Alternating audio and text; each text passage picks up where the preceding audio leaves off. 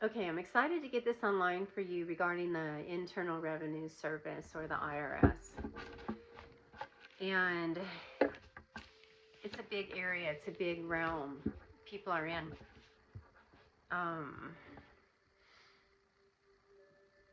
The IRS, it doesn't show it online, but it was actually abolished in many places around the world. And like I said, when I ran a company, I'd have to call them once in a while. We started out as a sole proprietorship, and then became a corporation. And I laughed because there was just two of us, and so someone had to be the president, and then I was the vice president. My spouse was the president of this corporation, and I hated it. It scared me in a way, because you had to do minutes, and I didn't really keep up on this stuff. And I'd be like, oh my God, it's just crazy, this stuff you got to do if you have a corporation. Meetings, and you write minutes and stuff like that. I do the best I could. And then we ended up moving to an LLC, a limited liability corporation. And we were a partnership then, becomes a partnership. The company was called Movie Work Now, LLC. Okay, so my husband did the tax stuff and the accounting using QuickBooks, and he was the one doing all that, because I was running the office. I was doing the managing of it and hiring, and I was very busy as a casting director. I became a casting director in my career for the film TV industry. And we were really busy. I got real busy.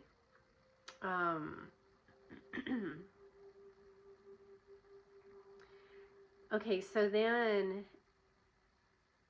all that craziness happened with God and the downloads I was getting, and opening up to the universe and the dialogue. And the company, we started going virtual. He was really smart. He did all our web applications too, and he was very self-taught. He just got the books and did it. You know, he was doing C#, Visual Basic, building code, and writing code, and creating a database for our company, so we could input talent photo in there, their information, and so on. Get them out on set, send them casting alerts, things like that. And so when the company shut down, you learn as a company how to carry through. So you would get income. Let's say you grossed $1 million. Your net income, and this is true with us. We would gross around $1 million, and our net income was, I don't know, 140,000 or something like that. I mean, we were making good money, but not, lifestyles of the rich and famous. It wasn't that. But we ended up moving into a really nice house, and he was really smart about real estate too, because he had studied to get his real estate license. He didn't complete it, but he knew the amortization on the loan process and how they screw you over in paying back a loan. And you can pay off your house early or your car early. They don't tell you this. As far as I know, they're still doing this. They're still not telling you. And even student loans. So when I heard that, they're going after people with student loans, that's a joke. It's a big joke. But you can pay off this stuff early. And what you have to do is you have to send money to the company separately, and you put extra money down on your principal or your auto. And then the interest falls off, because now you're not borrowing that much money from them. And we started doing that on a house. We paid like $486,000 for it. Paid it off in 5 years by doing that, sending them extra money. And also did it on another place we bought in Hawaii. And so ended up selling the house for $1 million. Bought it in like 1996. Sold it in 2010, around that time frame. And they'll tell you, if you call them, some of the ones that really don't understand this area or don't want you to pay it off early, will say, well, just make extra payments. Just send us extra payments. and they might even have a portal where you're doing extra payments. They say it's the same thing, but it's not. You know, we had even with like Countrywide Insurance, Countrywide Mortgage, whatever they're called, lenders. We had I call them every month. Okay, we're sending you a check, and we need a receipt, and it needs to go towards the principal, and tell them this is going towards the principal. We would still make our house payment, but this extra $3,000 or $1,000 or $5,000 needed to go towards the principal. You think about credit cards. Now, credit cards are like that. You know, no interest if you pay it off early. No this if you do this. Unfortunately, the loan process is not like that, and they want you to make these payments. His parents had this property in Colorado, and when we really started looking into this, because you could have paid off your home so long ago. You're making payments of $243, and you guys are like in your 50s now, and they ended up paying so much in interest by doing that. You know, for a home that might have cost, you know, I don't know, back then maybe $250,000. They probably ended up paying $500,000 for this property. You know what I mean? I don't know how much we paid in interest. That's a good point, and maybe someday we can have a conversation with my ex about that. So taxes were a little scary for me, I guess you can say, confusing. You know, I didn't do that part of the company, but I would have to call them and talk to them. They were always really respectful. They would walk me through stuff and help me, and it wasn't a big deal, you know, so I became unafraid of them then.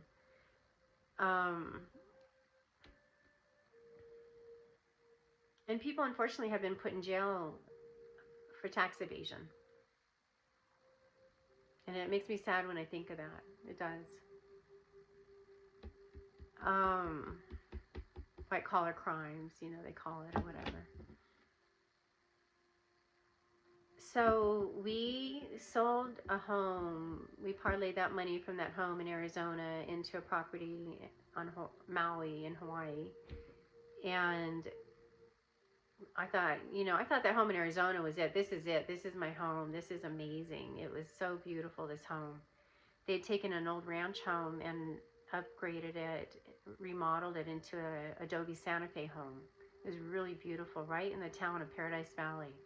Paradise Valley is considered one of the richest town in Arizona. A lot of legal people live there, from attorneys to athletes and things like that, right by Camelback Mountain. Really beautiful. And it wasn't a great kid home because the property had a lot of cactus on it. And then when we sold it in 2010, we put money down on this really beautiful 5-acre off-the-grid property in Haiku on Maui. And I thought, okay, this is my home. This is my final resting place, you know. But I didn't think about death. I never wanted to go there when it came to people talking about death or even thinking about my demise. I never felt that way. I didn't put any energy there at all whatsoever into death.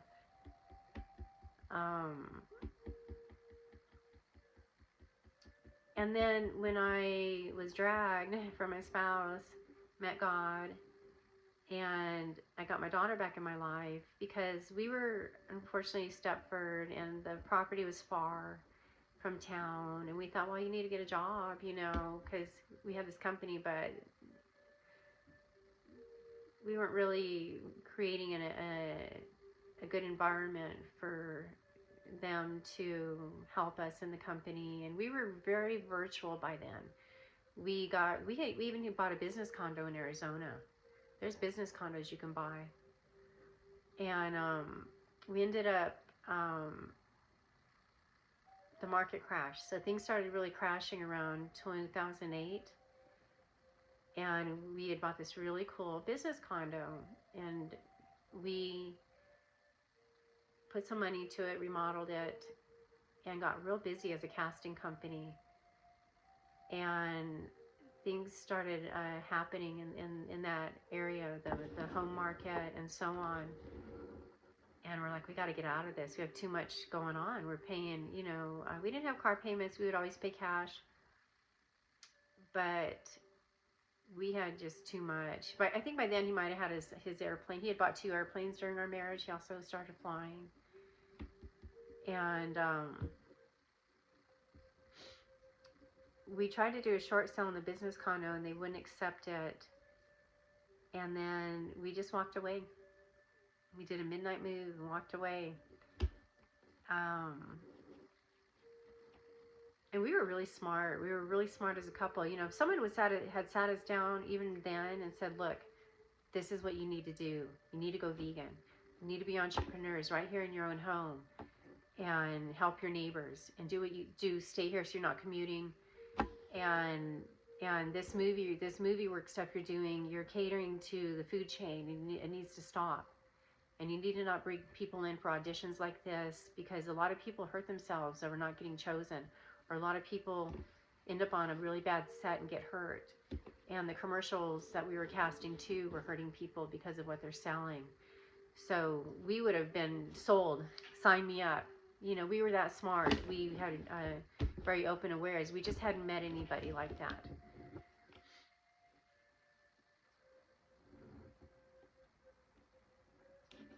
We had as entrepreneurs and having our own company, we were paying into like a Roth, you know, retirement type of thing through Fidelity Investments, and even a college thing for our daughter, and so on, investing and stuff like that. But you know, when you go through divorce and this and that, everything just goes away. You can't even cash out of these things. You don't have money to cash out. You know, you put this money in there, but you don't have anything, or very little. So I just kept not being able to be around my ex. It was really hard. The spirits were really angry. And I just kept saying, I need a divorce. I can't do this anymore. I just quit. You know, when I really started going through the abyss, I just quit. I quit. I didn't tell him, but I quit the marriage. And I had a hard time being nice to him, whereas before I didn't have my voice, and I just kind of let things slide. Even though we would fight, it was never physical. I was upset at how he treated our child. And I started doing my uploading of podcasts, and some of you can hear them on someone else's computer. My first couple of uploads I had, and I started singing and doing other things, getting into the arts. You know, that creative area just started really opening up on me. And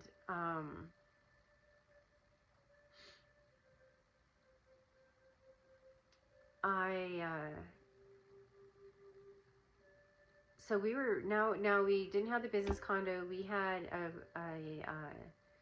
we rented at Regis for a little while. You can rent an office there, and they have like a community receptionist for you. Our business is so funky. It was funky.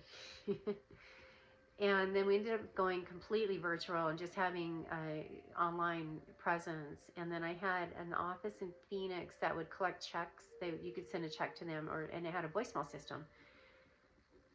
And it was really inexpensive to do something like that. I don't know what they're called, virtual office or something. That was back then when everybody's getting paid by check, you know. I remember too, you know, with movie work, we were like into this going digital or going automated with the phone systems. You know, this is automated, you know, press 1 for this, press 2 for that. And it was really annoying to people, but it made our life easier, because you get to a point where you don't like answering the phone. And they're expensive. They're thousands of dollars. We bought this automated phone system for our company. And once we went virtual, everything was done via online. So I was able to live in Hawaii and still do projects in Arizona and send out casting alerts and get people on set and submit them. You know, it was a submission process. When I was living there, I was working with the agents, and I would bring people in and put them on camera and so on. And I was working with production companies from all over the world. LA was the biggest area, and Arizona, New York, Canada, the UK like to come and do projects in Arizona. And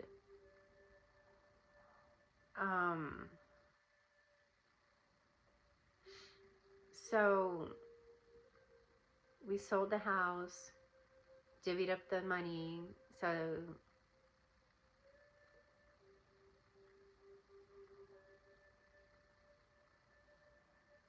and like I said, I was really smart, but I wasn't evoked to buy a property or a house at that time. But I tell you, I put that money into education, not knowing that's what I was doing, but that's what I did. This will make you laugh. Okay, so the taxes were done probably up until, I know mine, 2018, 2017, maybe around there. I stopped being a part. I guess the company went till 2021, August of 2021. So the taxes are being filed on my behalf. And then in the meantime, before that, you know, I worked at the Mustang Ranch in Nevada, a brothel. I didn't file. And I didn't make very much because I didn't work there super long. But I was making money while I was there. It was good money. So we didn't get W-2s. You know, a lot of you have, you work for an employer, you have W-2s. My W-2s are from a long time ago, you know, being a flight attendant or working at a restaurant. And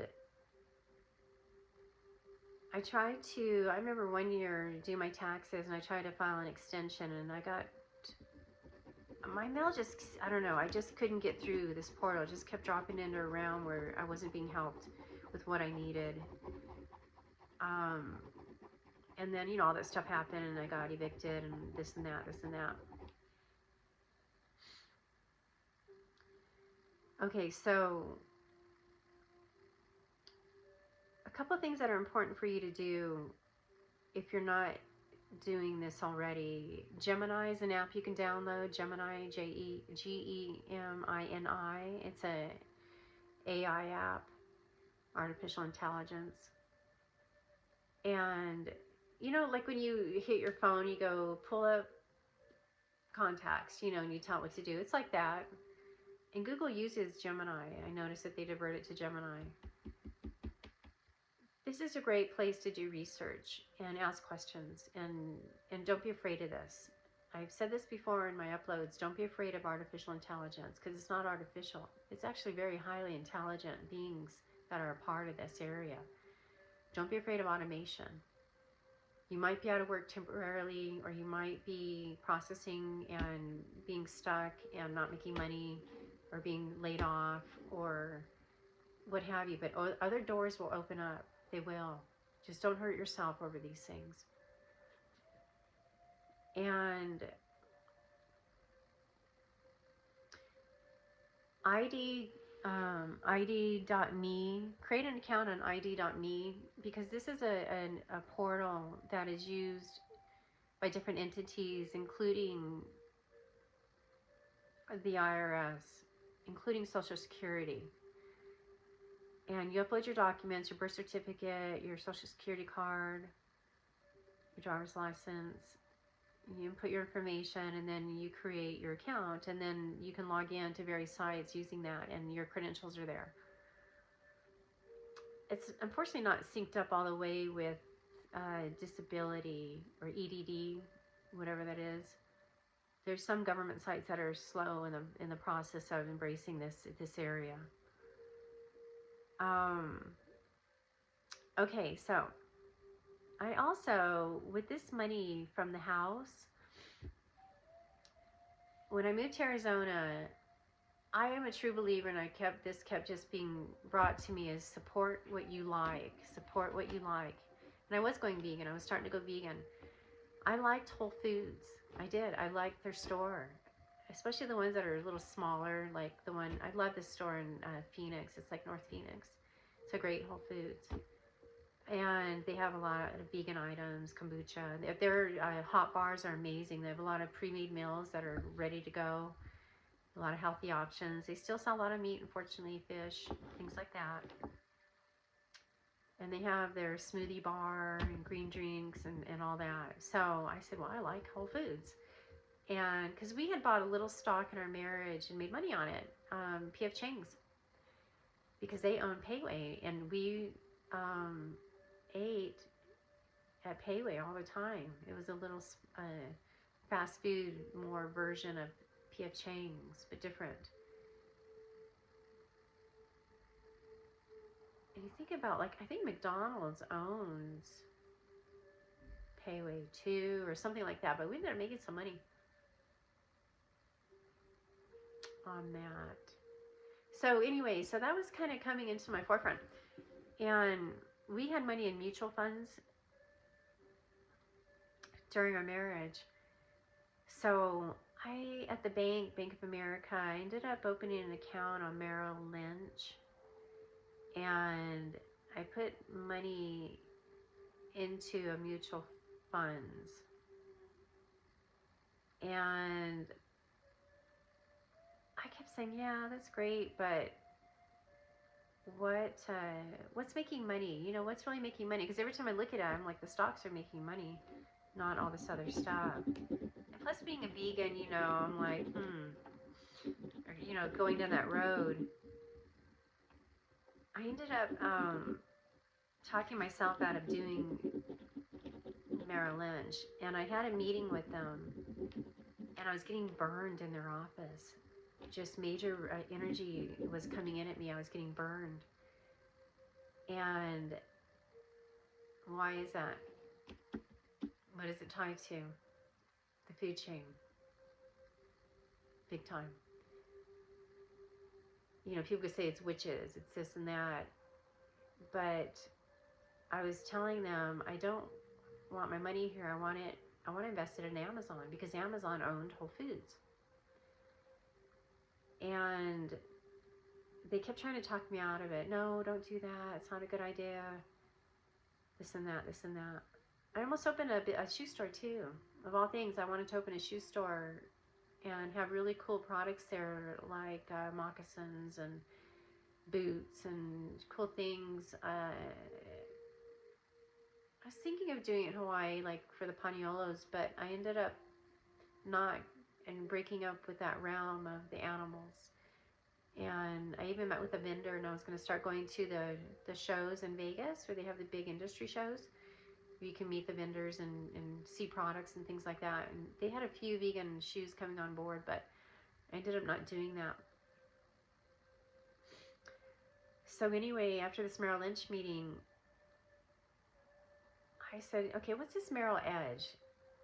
Oh, it's a self-managed portal where you can buy stocks or mutual funds or whatever and trade. I ended up putting money in there.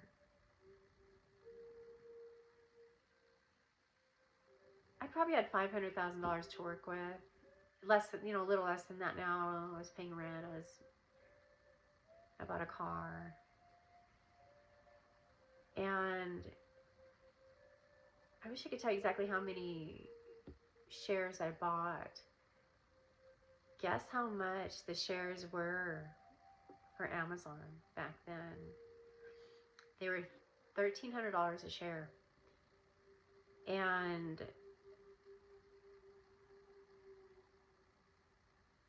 I think that was around 2017.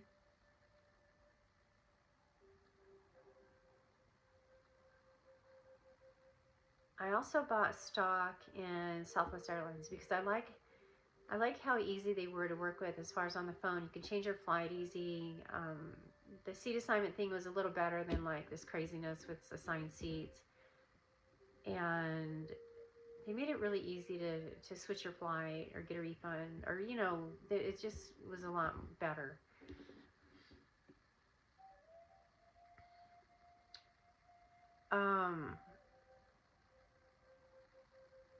Amazon went up to $3,300 a share.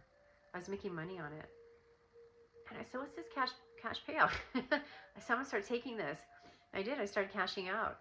And I was just being evoked by bots, you know, from traveling to this to that, stupid stuff. I was taking the cash dividends and not putting it back. I was taking it out. And I don't know how much I made, but I made some pretty good money.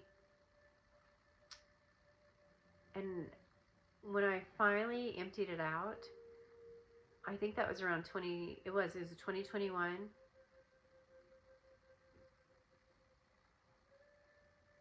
I was still making money through movie work, so I had some income coming in still, but I had gone through all that money. When I pulled up Amazon, I don't know, like a year later, I about died. You know how much the shares were worth? $194.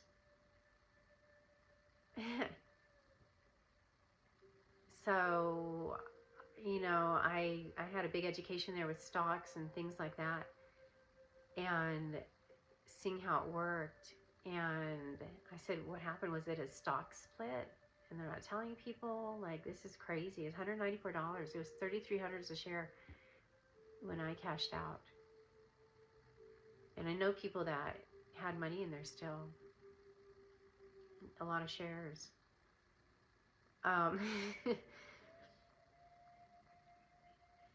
Okay.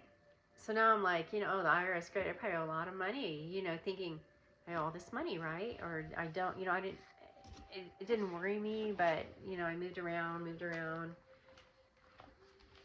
And I was living with my child. They were working, paying the bills. So I was helping with the grandkids and things like that. So I wasn't making an income per se.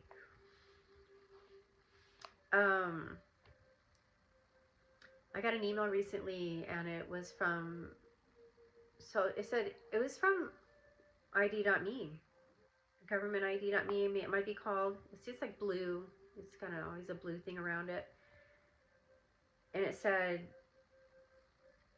be sure you're up to date on your Social Security. You can see your future payouts, you know, once you turn 62, or your IRS information. I said, interesting. I need to log in here and let's see what's going on, because I didn't know how I was going to be able to access any of my tax records, you know, because I'm not in touch, unfortunately, with my ex. We don't talk. And I logged into IRS today through ID.me, or government ID.me. And sure enough, there's all my statements going back to 2013. And I finally came to an area, and I saw all the money that came through Amazon. It was interesting. It was under different names. I showed Vanguard on there, and this other company name I never heard of. But I had mostly, and I saw Southwest, but I guess maybe it was under different names at that time. I came to a page on make payment, right? And there was an area, and it said, you have unclaimed payments. You need to claim these payments so they can be applied to your tax bill, type of thing. So, oh, this is interesting. And then you click on another link, and it said, okay, you owe this much. And it said my unclaimed payment was $11,552, right? I said, that's doable. It's not that bad. Oh, it said my unclaimed payment. And it flat out says you paid $11,552. I'm like, okay. And then it said you owe $11,552. I was like, what the fuck's this? So I got on Gemini, and because in my head I'm like, this is just unbelievable if that's really what it means. Like, I don't owe anything. I got on Gemini, and I said, this shows this. I have unclaimed payments, and I have debt on the IRS. What does this mean? Came up right away. Some of you have heard about the Big Beautiful Bill, the BBB they call it, and this was passed in July of 2025. I haven't really, I've heard it, I've heard them talk about it through the Trump administration, and I haven't, they don't talk about it in detail. They kind of go over some of these areas where you don't really want to listen, or you don't understand what's going on, or it doesn't apply to you, or this or that. So in July of 2025, they passed the Big Beautiful Bill. And basically it was to increase automated digital tools, reduce the burden of the phone support, and Gemini told me this, and they said basically you have a paperwork win. A paperwork win. You call them and you tell them, I need my unclaimed payments to be applied to my debt.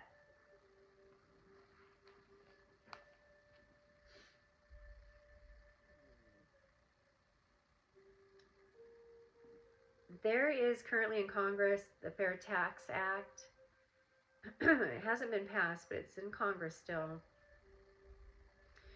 They're looking to repeal all income, payroll, and estate taxes, abolish the IRS entirely, and replace with national sales tax.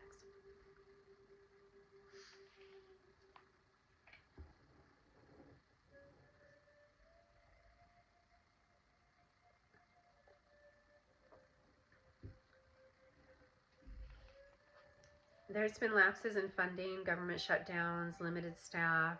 The lights are off in many departments.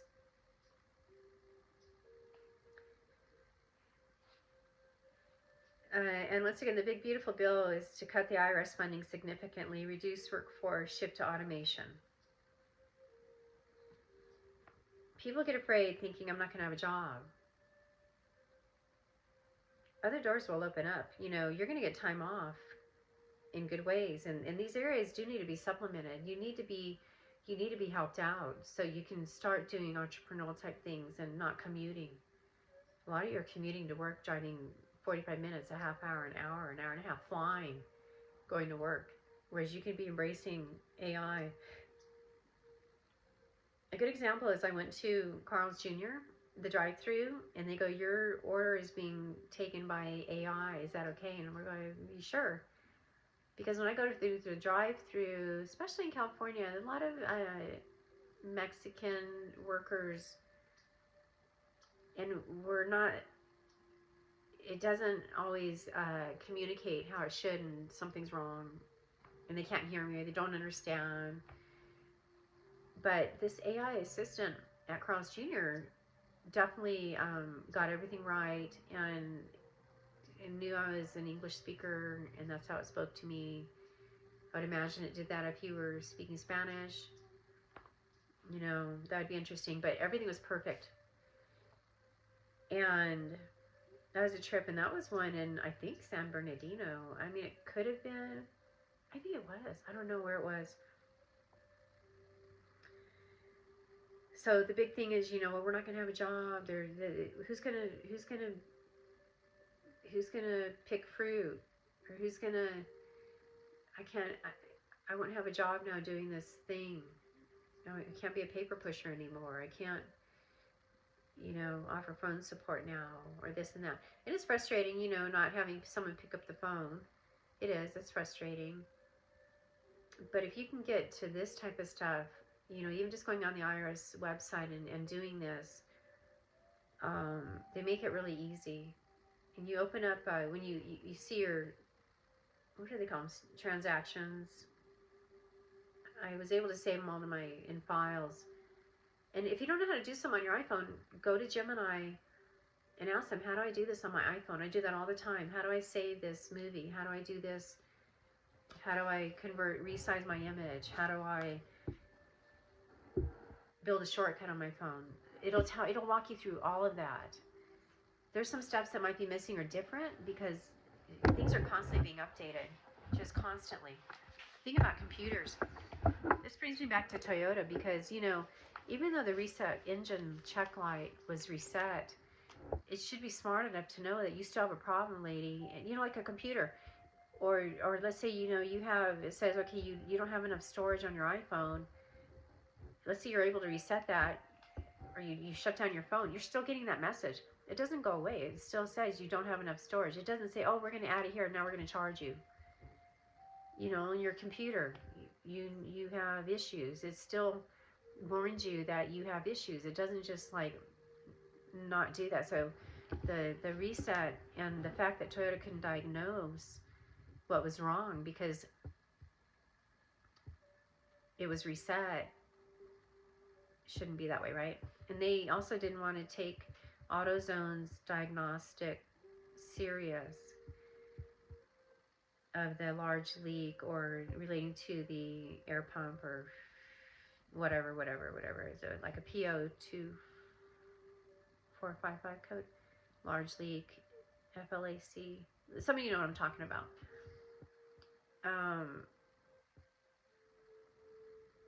And they said, well, we didn't have this thing hooked up to document the history when we were driving it for it to die on us. And like I said, this is a month and a half it's been. And then we finally got a phone call and they said, oh, it died on us. We've had to get gas, but it died on us. And it shows you have a water temperature gauge out or something like that. The part's only $116, so that's good news. We've ordered it. But they charged $665 for the diagnosis and then the gas, which we weren't told we were going to be charged for that. And instead of the $225 diagnosis cost, initially they told us, well, we have to do a special diagnosis on it, so instead of that, it's going to be $665. And they still didn't address this area where I got that initial diagnosis about this large leak, right? So I was upset, you know, I called them back and I said, you're still not addressing this. You're just like ignoring me. It's like the Twilight Zone I'm in here. I'm really confused. And I had to get corporate involved again. But in the meantime, you know, I've talked to other mechanics and they agree with me. You know, the smaller mechanical shops, you know, they answer their phone for the most part. Yeah, you're going to run into some shoddy ones, but they are just being really strange there at Toyota, and it's sad. And I know they need help. I think they're very short-handed. And there's a lot of different vehicles out there, a lot of different systems and computer systems, and these vehicles have old computers in them, and they're not getting updated, or we're getting bad gas. I have a post on my Facebook page about buying cheap gas. It does hurt your vehicle. It pays to get better quality gas in your vehicle. And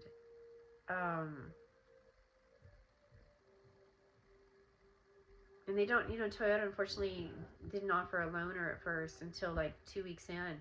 We were renting a car. And then, oh, well, you need full coverage to get a loaner, which we didn't have at the time. And then when I brought it up again, they're like, well, I need to check with the manager. We don't know if we can do that. Or you can get one through Enterprise and you get a discount. But you have to put $300 down because I don't have a credit card. I have a debit card. So I didn't tell you this, but I've been renting cars on Turo, T-U-R-O. I highly recommend it. If you're having issues with car rentals or you don't have a credit card, because I haven't called Enterprise. They said, well, we have to do a credit check, and you got to do it here in the office. And oh, like, I'm going to go down there and not sure if I'm going to be able to rent a car from you. That really is stupid. I mean, seriously, with all this stuff out there and things you can do and so on and so forth, I mean, it's a joke. But Turo, you can go and download the app, and then you can search in your area vehicles, and they'll all come up. And some people will have, you know, 5 vehicles, one person. it's a little, there's a learning curve too, but not bad. And you then select the vehicle you want, and you can add on their insurance. If you don't have full coverage for a rental, you can add on their insurance. The cars are older, but there's newer cars too, and they charge you. But sometimes you get a car for $42 a day or $60 a day. And they're a little beat up, older, run a little funky. And then you upload, so you can pick out the car, and you upload your driver's license and a selfie holding your license. And you can add on their insurance. It's not that much more. And then you Uber or whatever, get dropped off, and when you get your car, they have a lockbox on it on the window, and they'll give you a code before you go to get your car, and you open the lockbox, and the key's in there, and then you take photos of the car like you would at a rental counter, of the inside and outside of the car, and the mileage, the gas. And you store the lockbox, and then you use the car, and then you return it the same way. Take photos, you put the key back in the lockbox, and you don't really have to deal with someone, although they're really good on the phone. I had no problem when I had questions or anything. They would always answer, and I could text them. And the place I was renting at, I ended up renting only through them, and I've rented probably 5 cars now since Toyota in the last month and a half. And same people, they're great. What a good side business for you.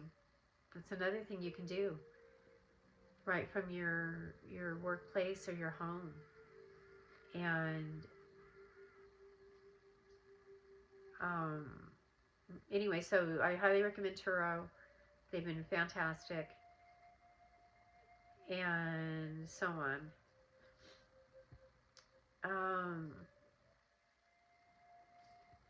There's something else I want to talk about.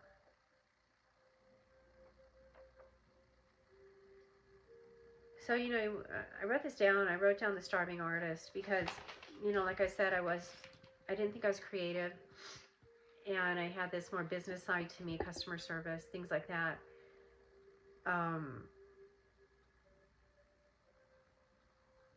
And these areas are important. And it's also important for the artist to get that business sense going. And not be afraid to handle responsibility items, from paying bills to making sure you have a working vehicle, or getting a regular job, doing your art on the side. It can be frustrating because you want to create and you don't maybe have areas to sell what you're creating or what have you. A lot of people are making money on YouTube. They are. It's interesting how that works. I still haven't gotten any donations. I was even typing in Gemini, help with this area. But I noticed my donation link had changed on Square. And so I updated my donation link under my videos for you.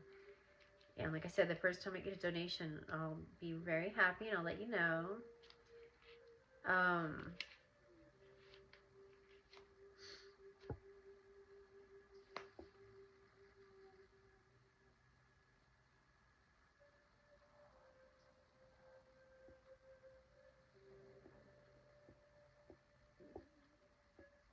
People are making money on YouTube. They are.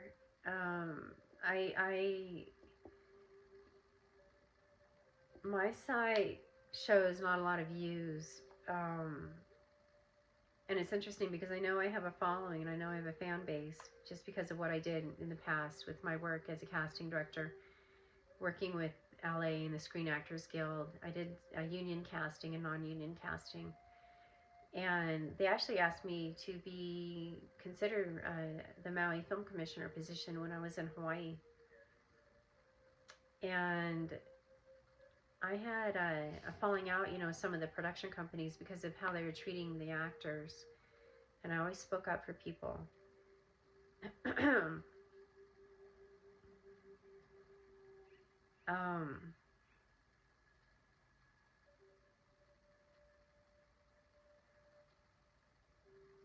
So I know I'm getting views. I know that. You know, it's just going into a portal, I feel, of weirdness. And I keep hearing, you know, you're getting hacked and or identity theft. But it's the strong food chain, and it's God. I think it's God. He doesn't mean to. Let's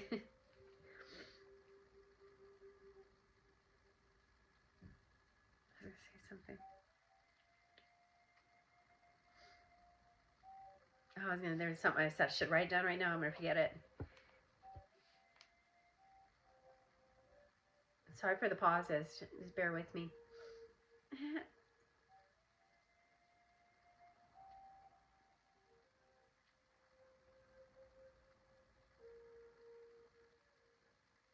Boy, I'm not sure.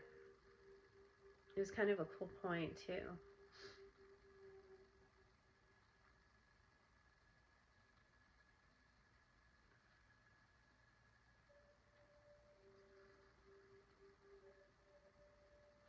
Some people, you know, they work years trying to get their YouTube channel exposed and get the views and things like that.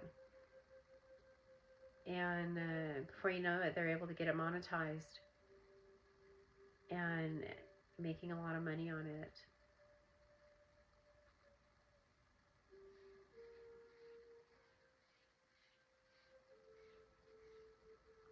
Another thing with school, you know, you can spend a lot of time going to college or taking classes or this and that. Riches are in the niches. You got to remember that. You know, if you want to do a broad degree, business, this or philosophy, or you know, you'll find you might end up being a server, or you might end up becoming something totally different that you went to school for, and you did spend a lot of money going to college. So I say quit school, get a job, get ahead in life, and become more entrepreneurial, and embrace helping your neighbors out, because there's people with money that are willing to pay you to help them out. Open a pantry in your neighbor, your home, or your this or your that. You know, I think about Hawaii. We could have easily done that because the nearest store is, you know, half hour, 45 minutes away. And, you know, go into auto detailing, go into the trades, you know, auto mechanics, electrician, plumbing, automation, big time. Automation is huge. And don't be afraid of these realms to get involved in.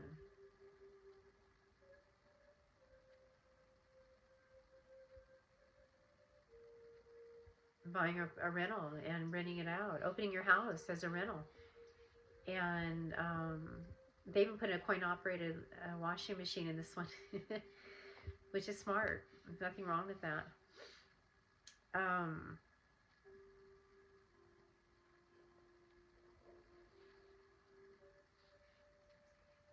All right. I can't think of what I was going to say, but that basically covers what I wanted to talk about with the IRS.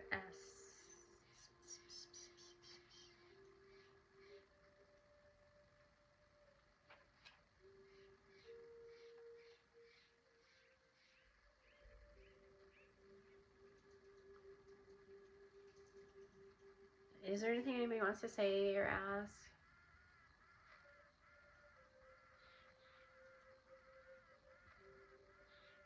They said, why am I talking about working on Chatterbait, and why don't I say I need help?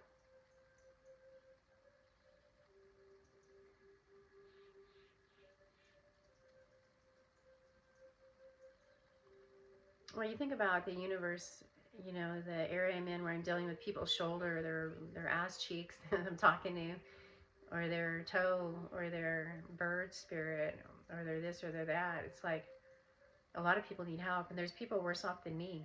You know, I'm safe, and I know that. I look around and I say, I'm safe. That's all you have to do is open your eyes. Are you safe? If you're safe, you're safe, because others aren't, and animals aren't either. So, get a kennel and start bringing people's pets. Let them drop off their dog right down the street. and dog sit or cat sit, but do it to where you're not having to keep the dog alone at that house and go check on them. Do it more where you have an actual kennel at your house. Don't be afraid of all these permits and this and that. If you're doing really good work for people, helping them out, you're going to be okay. I really truly believe that.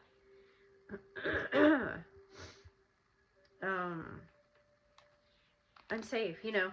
Hey, men, you know, I don't mind making money off men. It's the oldest profession.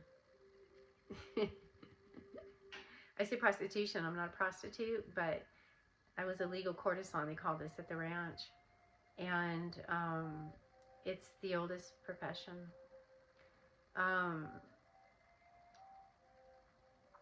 When I can really relax and have fun, I make good money. And I don't get so many weirdos, because there's real sick things you can attract to you. You're like a magnet. You know, they're like wanting you to role play as their stepmom, or they're just weird.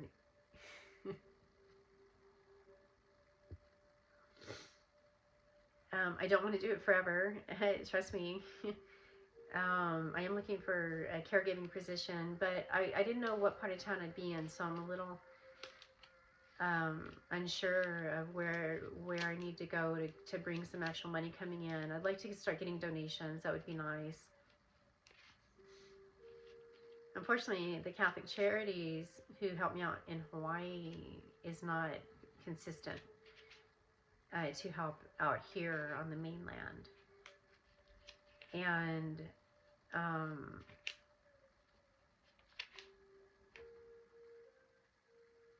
I want to be with like-minded people and do a cool podcast. I want to do this a daily thing. I have a lot of things I talk about online, like opening. The schools are going to change. It's just a matter of time. They're not going to be schools like they are. They're going to be for the whole community. They're going to be headquarters and food growing operations and people to learn trades and people to get stuff fixed and people to help the neighbors out. And everybody can partake in this. I know this for a fact is going to happen in our lifetime. It is. And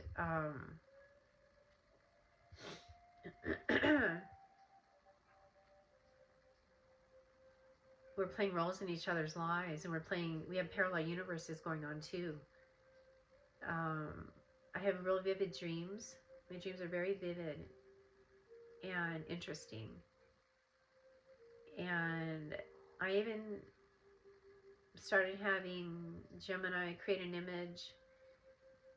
I might continue to do it of my dream, like an overall image, to remind myself of what happened in that dream.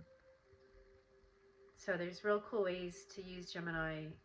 And I know somebody that has a really cool site on YouTube. It's called Riverland Animations. And they use an app called Magic Light AI, and they pay for it. And they've created the coolest videos. The coolest videos are beautiful. And that's their consciousness. So that's your consciousness. When you're doing this stuff, that's your consciousness.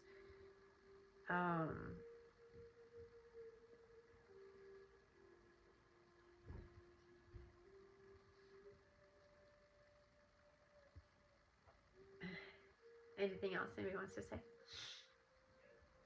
Said I love you. I love you. I love you. I love you. I love you all.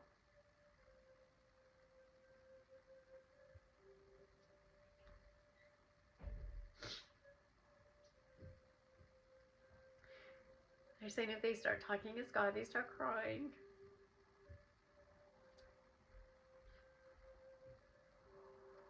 They're very upset. They don't want people hurt by strangers.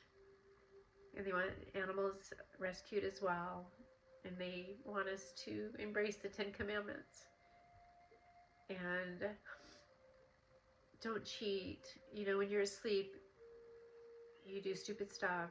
And you cheat on your partners or think you need somebody else in your life. And some of you do, and some of you don't.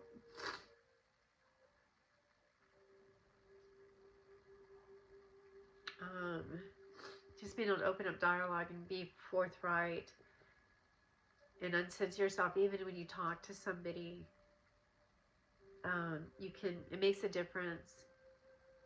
This is great for therapists. I want you to really make appointments with people if you have to share my videos. They can embrace this and bring it into their work realm of helping people and censoring them instead of just the typical things they learned in school, counseling or whatever it is. And we can go from there. So I think this really wraps it up. And have no fear. Fear doesn't have you.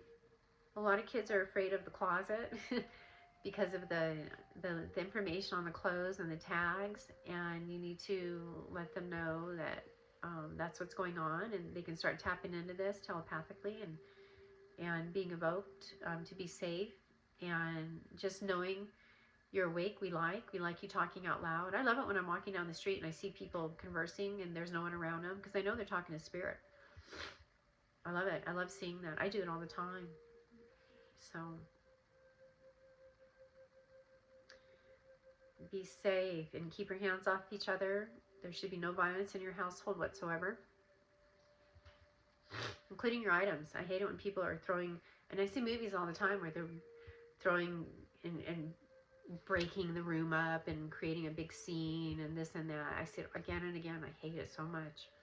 I hate that violence towards consciousness, because that's consciousness, and your items, like Beauty and the Beast, your items are alive. They are. It doesn't. We're separated from this realm. We don't realize it, but it's true consciousness in everything you have. So take care of your items. It's important. Refurbish, repurpose. Thrift stores are highly important, and embrace that. Learn how to sew. Learn how to cook, and don't be afraid at all of these things. Help people with their iPhones. They don't understand how to work them. There's so many things you can do. You're very smart. And a lot of you grew up on iPhones, and a lot of you didn't. And so a lot of you got just rolled over, unfortunately, with not having the technology, or have better lives because of it. So if you're safe, okay? All right. Take a look. Peace out.